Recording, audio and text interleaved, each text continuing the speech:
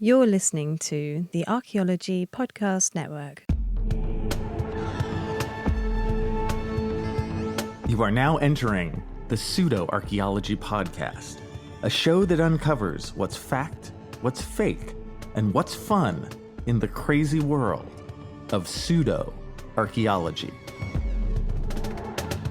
Hello and welcome to the Pseudo-Archaeology Podcast, episode 121. I am your host, Dr. Andrew Kinkella, and tonight I review Indiana Jones and the Dial of Destiny. Alright, so, hey man, it's nice to be back doing this, you know? And I wanted to start this podcast just with some bragging, like usual, talking about myself, talking about how great I am. And my brag for the week is that I ended up being on Wired. So Wired is a really big YouTube channel that's a descendant of Wired magazine. And they do these like 15-minute long videos that are called support videos, and they do them thematically. Often they'll have like a paleontologist on it, or they'll have like a famous actor on it. This week they had an archaeologist on it, and that archaeologist was me. So that was really enjoyable. I got out to a really broad audience, and it was cool, man. Made me feel good doing that, being a part of it. It was nice little moment there in my career. So, hey, go check it out if you want. But more importantly, what's the deal with Indiana Jones and the Dial of Destiny? All right. This one's kind of tough for me, you guys, this in terms of reviewing this, because I felt that the movie wasn't that bad. And I felt that the movie wasn't that good. I felt that it was an enigma of movies. And I don't know. I'm going to take us through it, right? Like I usually do. Just using my film degree, keeping it shiny, double major in archaeology and film. I am the guy, of course, to do this review. You should listen to me. I've seen a lot of stuff online about how terrible Indiana Jones 5 is. I know it did poorly in the box office. Again, I think at this moment, I'm about it's been out about 2 weeks, and I think it very much underperformed expectations, this kind of thing. But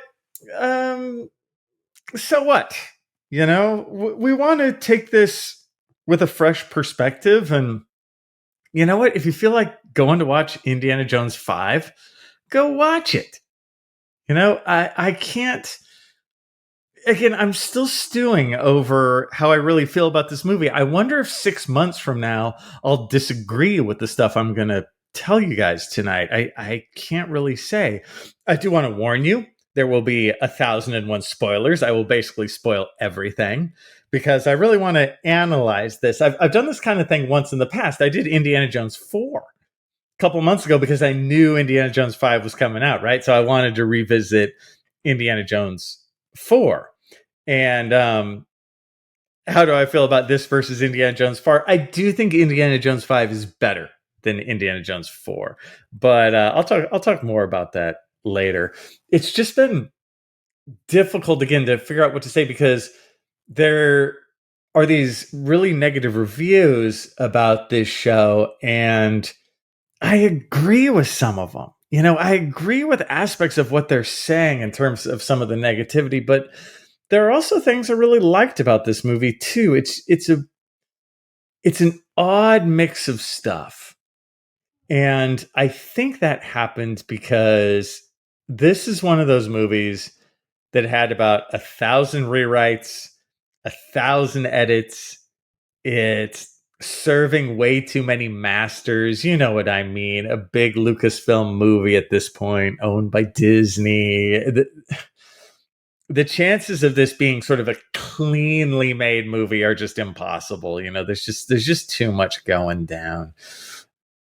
But with that said, Let's go through this in the classic 3-act structure way.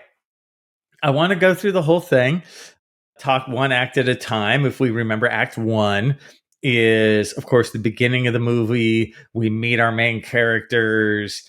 There's going to be sort of some big problem or some big call to adventure, right? The main character will refuse the call. Oh, no, no, no, no, I can't do that. I'm too tired. I'm too old. I did it before, whatever it is.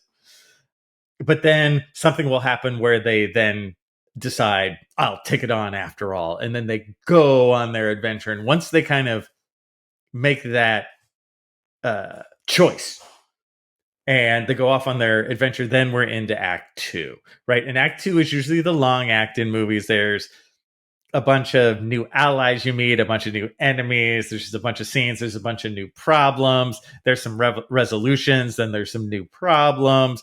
This goes on until there's the oh my god moment, right? Which we would call the crisis in film world. The wow, things are going really terribly.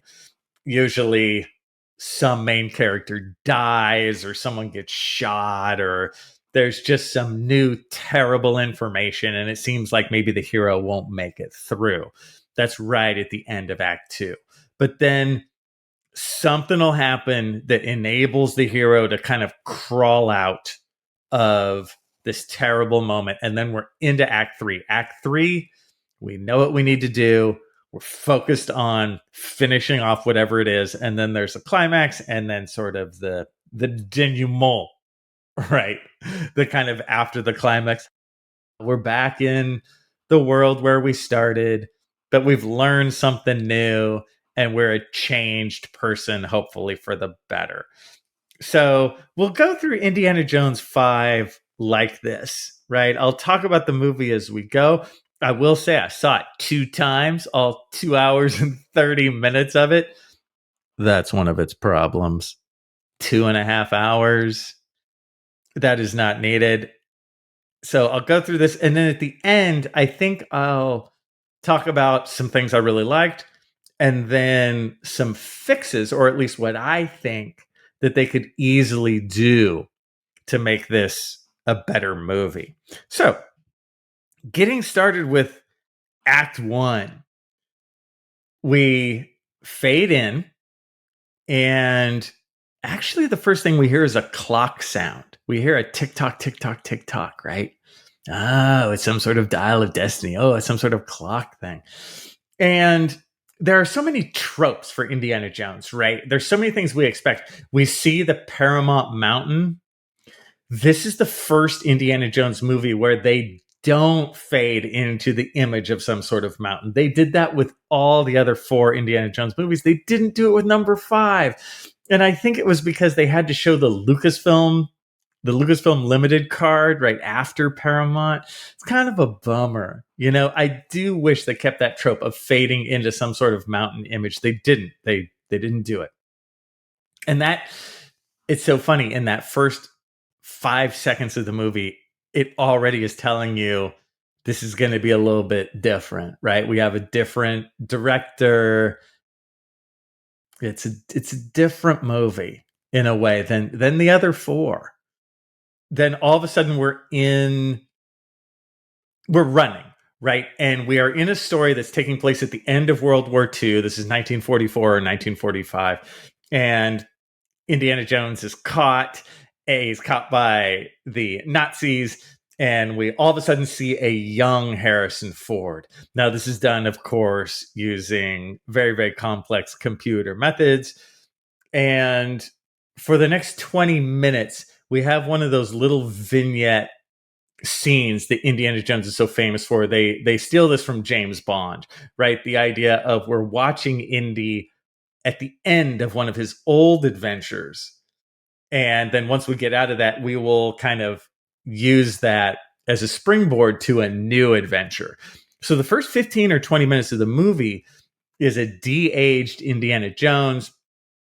And there's all kinds of stuff that is going to go down in this sort of Nazi end of World War II moment. We're going to meet his friend Basil, who is this kind of small, nerdy guy who, of course, we're going to learn is the father of Helena, of the Phoebe Waller-Bridge character.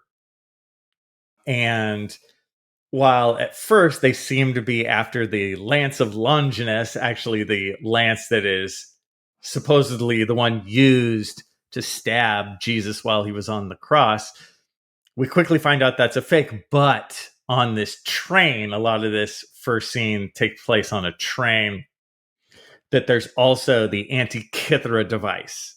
And this, of course, is going to be used as the dial of destiny, which instantly made me feel really good because I predicted it. And on top of that, you can check back in, I believe, episode 96 of this very podcast, where I went over the Antikythera device, which at this point is over a year old. And I listened back to it, and, well, you can hear the positivity in my voice and the youthful excitement and exuberance, and not like now, the broken down old man I am. But if you want to know about the Antikythera device, go give that a listen. Now, we find that this device is like the super special thing. It might have something to do with time travel. And at the end of this, Indiana Jones is actually able to get it, and jump off the train at the last minute with his friend Basil, off the train and off a bridge into the water below. And then we are at the end of this really exciting adventure. Now, this is not the end of Act 1. One of the problems I would say with Indiana Jones 5 is Act 1 is really, really long. This is just the first part of it. And I have to tell you guys, most reviewers I've seen talk about this part and they say it's really great. They're like, oh, I really like that first 20 minutes. I didn't. I felt the CGI. I didn't think it, I thought it worked by itself, but not as part of this movie. I think it's something that they could really take and run with for later. Like they could use this and make little vignettes of a young Harrison Ford, or they could use this as a spin-off and re-up the young Indiana Jones Chronicles or something. But as part of this movie, that CGI, I'm telling you, Indiana Jones just moves kind of weird. And the first 20 minutes of this felt like a cartoon. I'm just not a fan. Yes, it was exciting. Yes, it felt very much like kind of the old Indiana Jones, but you lose a lot in it. You lose Harrison Ford's really great improvisational physicality. He really is, like, he has a physicalness to the way he acts, and he's always messing around like with the stuff in the scene. He always has little looks. He always has little movements that add so much to the scene, and these are gone because it's a fake Harrison Ford. And you can really feel it. To me, it felt like one of those, like a superhero movie. Sometimes, when Spider-Man, he's just moving weird and it just feels like, oh, I'm watching a video game. First 20 minutes of this movie are like that. And I'm a fan of that if it's somewhere else, but not as part of this movie. And when it ends, we then cut to modern time being 1969, and an old Indiana Jones, right? And he's like asleep and he's drunk himself to sleep. He's in like a, the equivalent of like a 1-bedroom apartment, sort of in New York. He wakes up and he has like no shirt on. He just basically has his boxers on and he's like down on his luck. I don't like this scene very much. I think it really starts off on a very negative foot. More on that later. But anyway, he gets up, gets ready for work. We see that there's some divorce papers from Marion on the fridge, and we get a hint that like his son has died in Vietnam. Although that becomes much more obvious later. If you missed it then, it's okay. But anyway, this is just like a big downer, right? He goes to school to teach, and instead of the students all liking him, they all think he's boring as hell. Again, I think this is not the world's best choice, but because I'm kind of like, why you have to be destroying my character? Why can't he be an old guy and still be cool in class? But while he's there being a sad professor, then we have the Phoebe Waller-Bridge character, Helena, knowing everything, right? She's raising her hand, she's knowing everything, and Indiana Jones is like, wow. Then they meet each other soon after that in a bar. She comes in after him. He's just sort of sitting in the bar. He's retiring, and she starts to talk with him about the Antikythera device. He recognizes her as Basil's daughter. He calls her Wombat. It's like his pet name for her. And they have this discussion on the Antikythera device. And it seems kind of exciting. But of course, this is sort of the refusal of the call. Indiana Jones is like, I'm too old. I don't really deal with that anymore, you know. And Phoebe Waller-Bridge is like, oh, come on. And he's like, no. So she leaves, but then we quickly find that the CIA is following Phoebe Waller-Bridge. It's kind of an odd juxtaposition there at the moment. We're like, okay. And then the stakes are raised a bit. So he takes her into his lab, and he shows her that he actually has the Antikythera device. The CIA is after them. They kind of corner them in the lab. They're really harsh. They have these guys who are sort of working with the CIA, but they kill some of the people in there, some of the other professors and stuff. And then they have to get away. Phoebe Waller-Bridge gets away. She locks the door so Indiana Jones can't get out. He's kind of trapped there. He has to fight his way out. He gets out, ultimately gets down to the street level, and they're having a parade. And of course, Phoebe Waller-Bridge gets away, but Indiana Jones ultimately has to get away from these CIA guys, and he does. He has this like cool little fight scene, which I thought was great. And like, all right, here's the Indiana Jones I want to see. He like beats his way out of there. He beats up some of the guys. He takes like this sign from some of the parade people who are in the parade. He like smacks some other guys. It's awesome. And I gotta say, you guys, the sound effect they've used for 40 years for that hit, that like smack hit, I love that special effect. It's like smack, you know, it's so great. Still use it. So we're like shades of old Indiana Jones. This is great. He gets on a horse. There's a chase with him on a horse and a motorcycle behind him. I think this chase really works.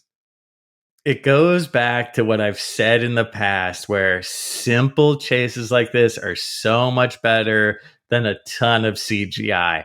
Now, I know there's some CGI in the horse chase, but there's not that much. And I think it's pretty cool because it's Indiana Jones on a horse and he just looks cool. I want Indiana Jones to look cool. And he does. So gets away on the horse. And now he's like, oh my God, I think I might have to go on this journey. He finally meets Sala. Sala comes back too, and we're like, yay, Sala. And he's talking with Sala, and he learns that there's going to be this antiquities meeting, obviously outside of the United States, I believe in Tangiers or something like that, and he's got to go. All right. This is the end of Act 1. It's like, okay, Indiana Jones has got to go fly to Tangiers. He's got to try and get the Antikythera device. He's got to meet up with Helena and see what's up, and he's off, right? One thing I think they really missed here is Sala brings Indy a bag with his hat and his whip in it. And when he did that and Indiana Jones opened that bag, there should have been like the biggest musical crescendo there and just a full on dun dun dun dun, you know, and they didn't really do it. When we come back, Act 2 and onward. Hello and welcome back to the Pseudo-Archaeology Podcast, episode 121. I'm your host, Dr. Andrew Kinkella, and we have been reviewing Indiana Jones and the Dial of Destiny. I had gone over Act 1 in the previous segment, and I thought we would just keep on keeping on here with Act 2 and onwards to Act 3 and the end. So when we last left our intrepid explorer, Indiana Jones, he was off to Tangiers. And so he gets there. We're into Act 2, right? He's going to get the Antikythera device. And he gets to the meeting, and of course there's kind of a what's going to be a big chase scene. It starts with him crashing the party of the antiquities meeting.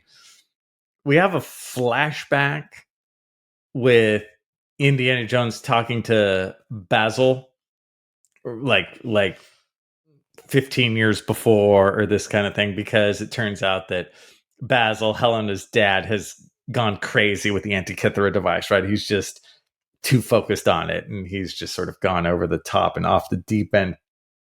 So we have this flashback, which I think works overall. We are introduced to Teddy, this little kid, kind of a short round part 2. Teddy is like learning to fly from one of the pilots in the bar there. And Teddy has just sort of a fake pilot cockpit set up in front of him. And this is like the world's worst foreshadowing. We're like, all right, when's he going to fly a plane? I think this was a terrible choice. I think they should just cut it. And just later, like, we could just be like, oh, Teddy knows how to fly. It could be one line. Oh, my dad taught me. Okay, don't show us this terrible, weird bar scene thing. So then we have, as we're grabbing for the Antikythera device, we then have a very long tuk-tuk chase, which are these little, almost go-kart, the little vehicles that you'll find in other areas of the world. You know, these very small, like 3-wheeled vehicles, kind of like golf carts. And this chase is long. It's not nearly as good as the horses. And it goes on, and there's one point where it like kind of stops, and there's kind of descending action for a minute, and then they do more of it, and you're like, oh no, okay, we get it. Okay, there's a chase, and of course, finally, it resolves itself. At which point there's a helicopter scene where the CIA is in the helicopter with the bad guy. I haven't even talked about the bad guy, the main villain.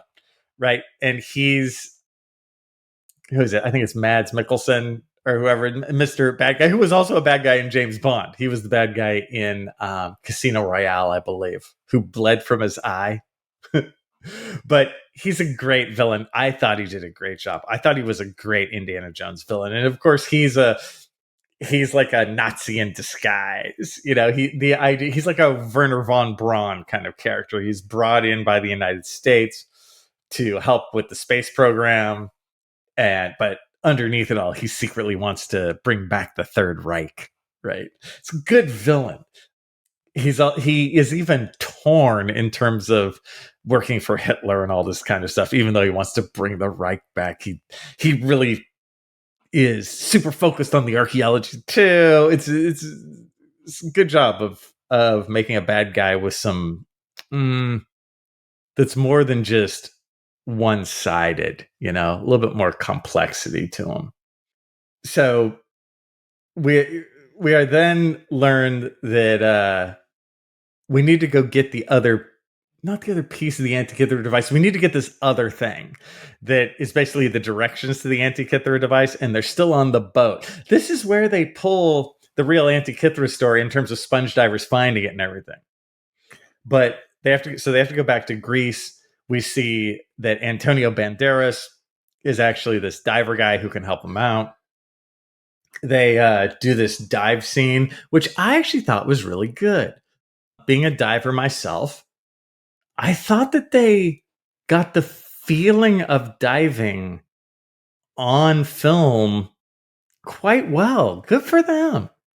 You know, in terms of once you watch it, all you hear is the breathing, which is what happens when you're scuba diving. And they go down to the ship, and of course, it's really, really deep, you know, and there's a bunch of eels, and they have to try and get this like thing to decode the Antikythera device. And of course, while they're down there, the bad guys get to the boat and they start cutting the air hoses. You know, it's a very typical Indiana Jones exciting scene. I thought it worked. I thought the diving thing worked, man. It was fantastical. It was a little bit over the top, but it was cool. I mean, Why not, man? And this is also possibly the first time where you see Helena, Phoebe Waller-Bridge, right, helping Indiana Jones, actually comes back to help him. One real downer with the Helena character is she's really harsh on Indiana Jones and tells 1,001 like old people jokes. And I think it's a real low point for the movie. It makes her very unlikable. And I'll talk a bit about that later, but we finally, thank God, see her trying to help him. They do end up having to rocket to the surface, and me as a diver, I'm like, oh my God, everyone just got the bends and is dying. But they needed to do that for the movie. They are able to turn the tide on the villains and escape on the villain's own little boat. And they are now off to Sicily, or is it Sicily? I could be wrong. It might be Syracuse. Or no, is Sicily on Syracuse? I don't know. Geography. Where they're going though is the cave, the cave of the ear, where basically you go in there. Yeah, it's in Syracuse. Where it's wherever it's loudest, this is basically where they're gonna dig. They have to go through some bugs. We do see that Helena doesn't like bugs, which thank God we finally see something that she doesn't like or isn't perfect at. We needed more of that earlier. But ultimately, we do get to the tomb of Archimedes. And that's great, right? This is where the other piece of the Antikythera device is.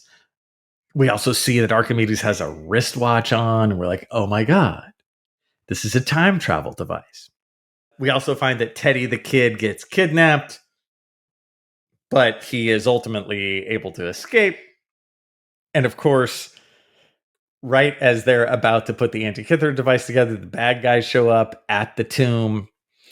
They get the Antikythera device and they put it together for themselves. And Indiana Jones is also shot.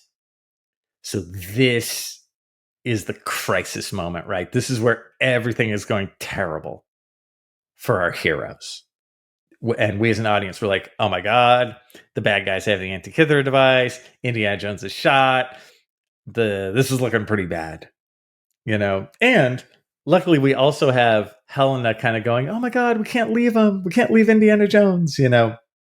But now we have to get to the airfield, right? Now we're going to basically follow the bad guys and try and get the Antikythera device and try and make things right. So we're climbing out of the terribleness of Indy getting shot and the bad guys having the Antikythera device. We get to the airfield.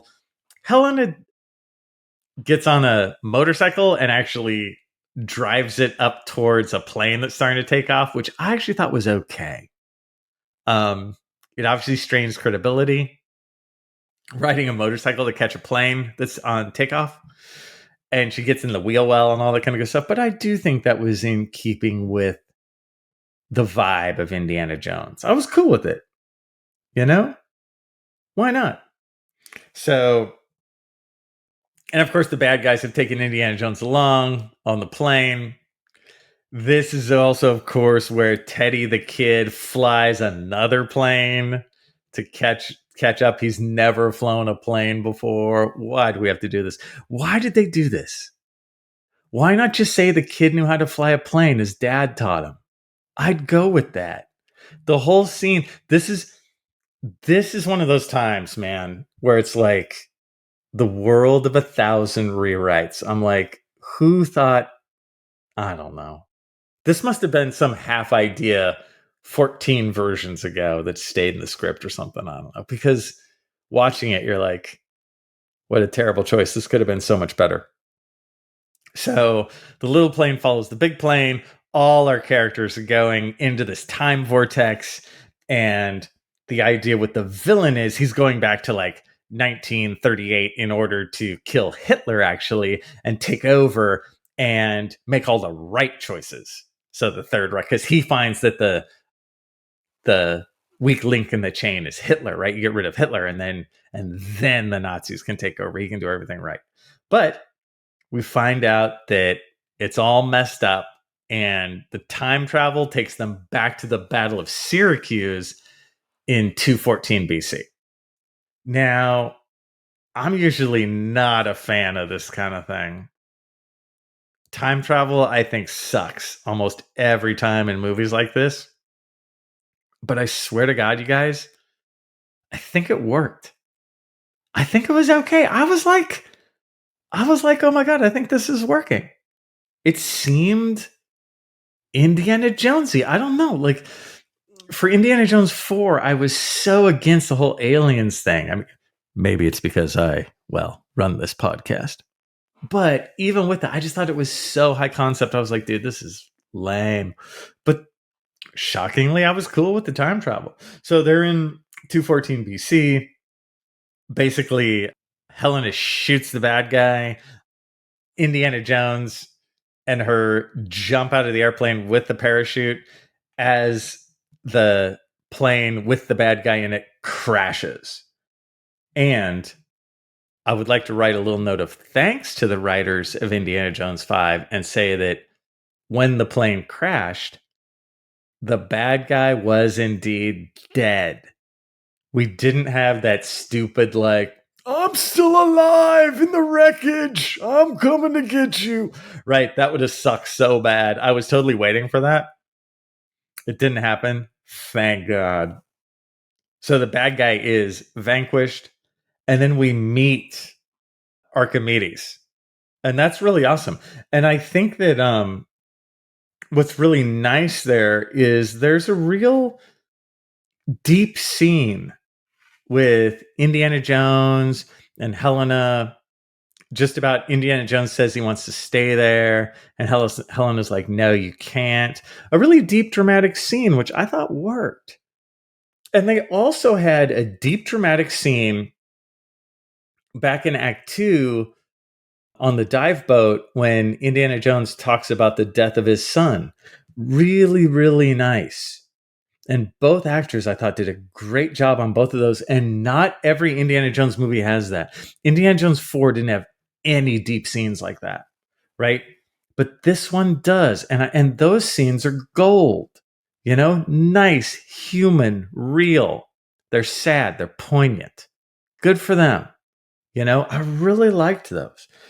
So Helena's like, Indy, you can't stay. You're going to ruin history. He's like, I'm tired. I got nothing to live for. I want to stay. And she's like, sorry, man. And she punches him out. We wake up. He's back in his apartment in 1969. And Helena's there. And of course, in walks Marion. Right. And Marion and Indiana Jones end up having a really nice, this is the third one, right? Nice, poignant, human scene.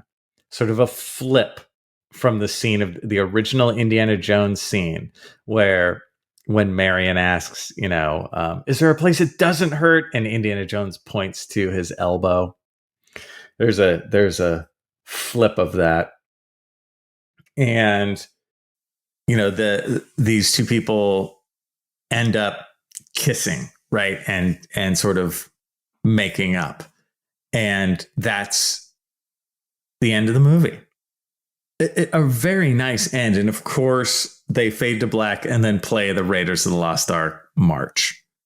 And hey, good for them. When we return, my final thoughts and some tips and tricks on Indiana Jones 5. Hello and welcome back to the Pseudo-Archaeology Podcast, episode 121. I'm your host, Andrew Kinkella, and we have been discussing Indiana Jones 5, otherwise known as Indiana Jones and the Dial of Destiny. So we've gone through the 3 acts, right? From beginning to end. And I told you at the very top that I'm torn about this movie. There's parts I really like and parts that I think are quite weak. And where does that leave us? Man, I don't know. I have to say, you know what? Let's start with what I liked. What I liked about this movie. Okay. As I talked about in the previous segment, the serious scenes. I thought the serious scenes of the death of Mutt, of Indiana Jones not wanting to go home, and Marion coming back were all excellent. And it just shows you what we want as human beings. We don't need all the explosions and shit, right? We just need a simple scene between two characters with close-ups on their face, and we see how they feel. And I know that Phoebe Waller-Bridge has gotten a lot of negative publicity from this, but I thought as an actress, she did great in those, and that's what really matters. So serious scenes, a big thumbs up. The use of the Antikythera device as this time travel thing, and of course as kind of the MacGuffin, the thing that they are trying to get and what's driving the story along, I thought was great. And you're like, wait a second. Andrew Kinkella, host of the Pseudo-Archaeology podcast, thought the use of the Antikythera device was great in this? Sure, because again, this isn't on the History Channel. This is Indiana Jones. It's fine. You know, of course, in reality, the Antikythera device is much more something that was used just to kind of trace the planets and trace days of the week and this kind of thing. But that usage as a plot device, I got no problems with it. I thought it was fun. I really liked the villain. I thought that was great. Again, we want someone who's deep. We want someone who we like to hate, right? We want to think of like Hannibal Lecter is the best villain of all time, right? We love Hannibal Lecter in Silence of the Lambs, right? Remember, he eats people. Remember that? But you still like him, right? This guy is like a Nazi, but you still like him. You know, you still kind of feel for him. And that's the sign of a good villain. You know, they're terrible, but you're still like into it. So you're all bad people. You like Nazis and people who eat people. What's wrong with you? So those are good, right? The whole Tomb of Archimedes scene. The idea of going to the tomb. I thought the tomb was really cool. It's like interesting. The time travel thing, I can't believe it. I got to give them massive props for that working. Right? Time travel stuff I always think sucks, but I don't think it did this time. The dive with the eels and stuff, I thought the overall dive scene was well done. Very in the mode of Indiana Jones. The horse chase was great, and the badass Indy beating people up right before the horse chase. Right on. That's what I want in Indiana Jones. I don't care if he's 80 years old. He's beating people up, and it seems realistic. So there's some stuff that I thought this movie really did well. And when I watched those scenes, I was like, yeah. Now, on the flip side, okay, there's parts that I didn't like so much, but I'm not here to just like bitch and moan about the parts I didn't like. How do we fix this? Here's a couple easy things I think that could be done to make this movie better. Like, you could make this director's cut in like a weekend. And I think it would just be so much better. Here's what you do. Go with me on this. First, I'll try and go through from beginning to end. First, cut the first 20 minutes. This movie is 2.5 hours long. You don't need the cartoony Indiana Jones as young.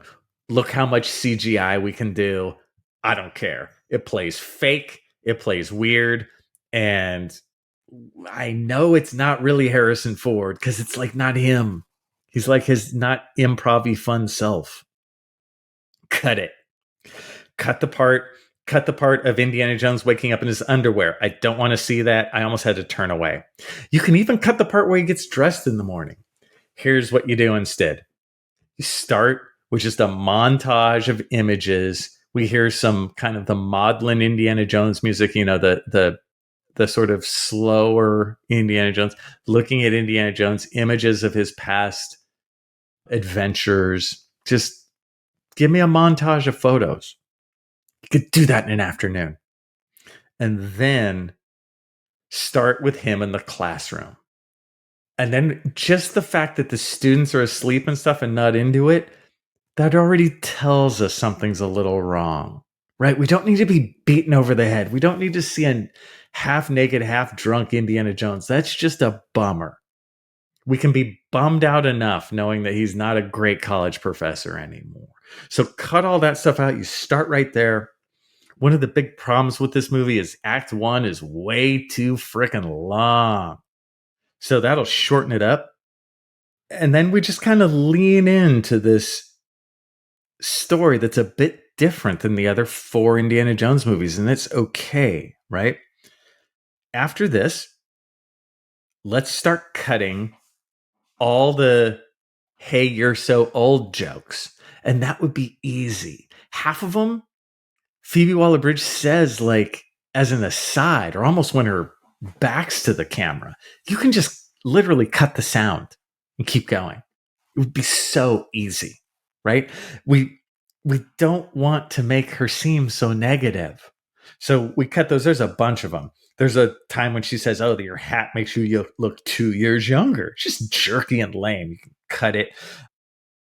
There's the part where she traps Indy in his own office for the CIA agents to get him. I don't think that's necessary. Cut the scene where she actually traps him. She can still just be seen to get out of the office without him. And then he can still be shouting after her and she's just gone. That's okay. You don't have to show her being an overt asshole, right? Like, "Oh, I'm trapping you in here." There's no reason for that. No reason for her to be so harsh and cruel to him. There's a quote when they're having the tuk-tuk chase that where she is just bragging about herself. "I'm smart and I'm beautiful." Cut it, right? It's understood. We see her be too great already, where she's just good at everything. When she also talks about how good she is, it's like we're straining credibility. We already see you're almost too good. Let's cut that. Bragging is not attractive. So easy scene. Tuk-tuk scene chase is too long anyway. Cut it. Easy peasy. I feel weird because I'm like, dude, I'm not making this movie, but I'm also like, this is an easy edit, man. Cut the scene of Teddy learning to fly. It's idiotic. And cut the scene where Phoebe Waller-Bridge says, like, "You've never flown a plane at all." Just cut it. You can even add in his voice going like, "My dad taught me." And you wouldn't even notice. You cut it in when his back's to the camera. This happens way more often than you think in movies. Just to fill in little plot holes and stuff. There's little stuff. There's a car screech at the airport when Salah's saying goodbye to Indy. And the idea is Indy's so doddering that he walked out into traffic. Just cut that. There's no reason. Why do we have to keep trying to show Indy as a doddering old guy? We want to show him as conflicted, but still cool.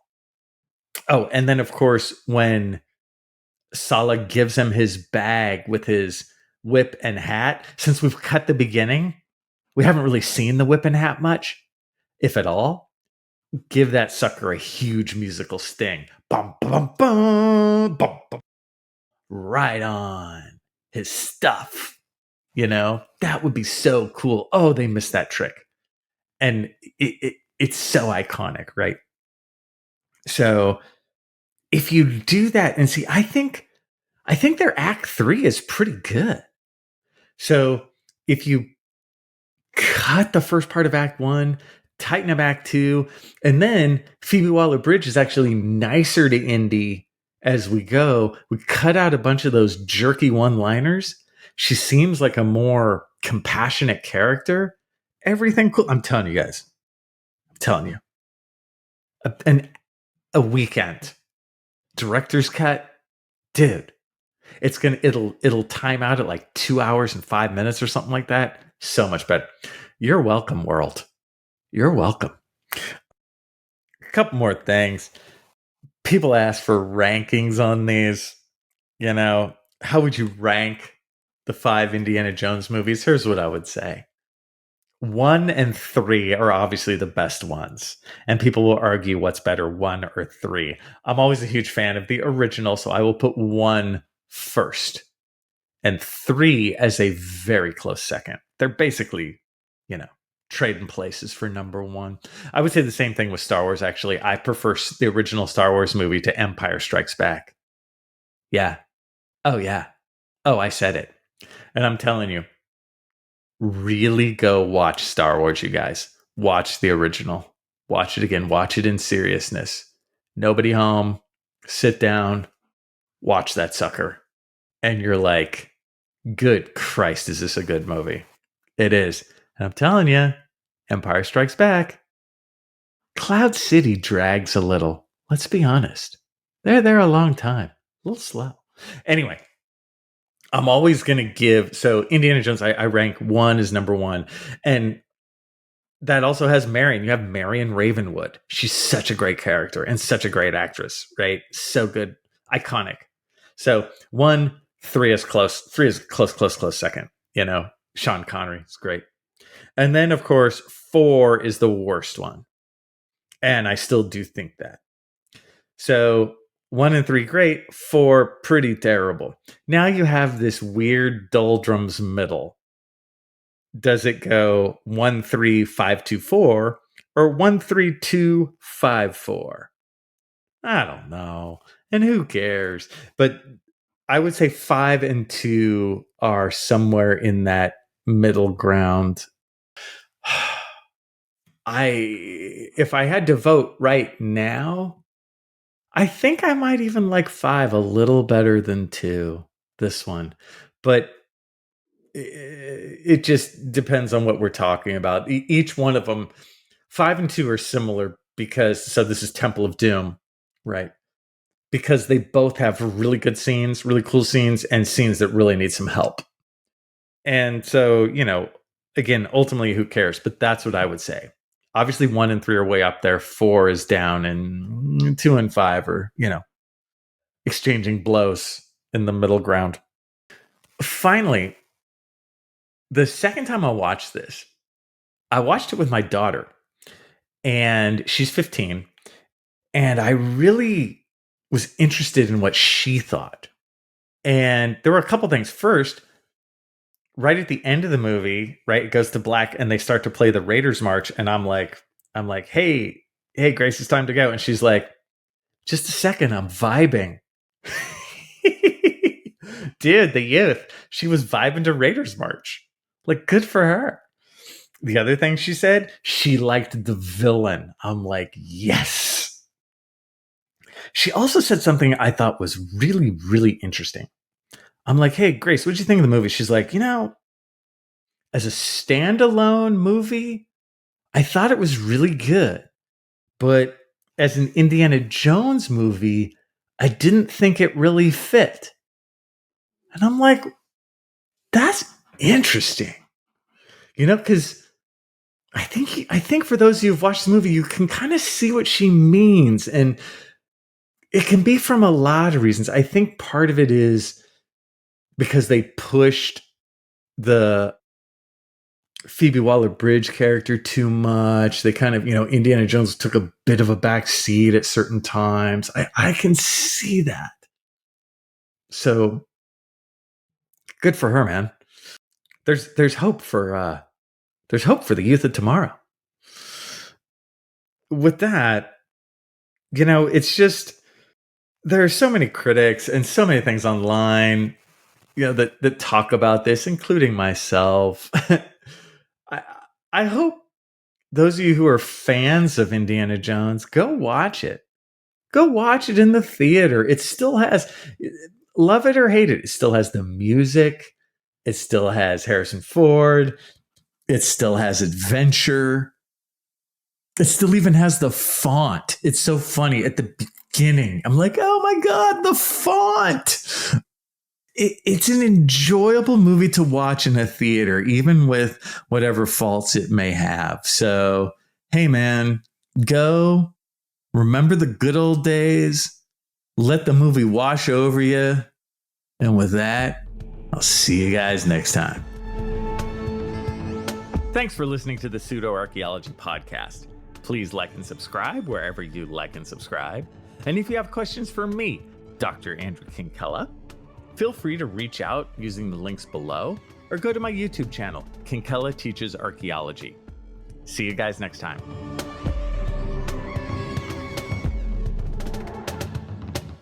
This episode was produced by Chris Webster from his RV traveling the United States, Tristan Boyle in Scotland, DigTech LLC, Cultural Media, and the Archaeology Podcast Network, and was edited by Chris Webster. This has been a presentation of the Archaeology Podcast Network. Visit us on the web for show notes and other podcasts at www.archpodnet.com. Contact us at chris@archaeologypodcastnetwork.com.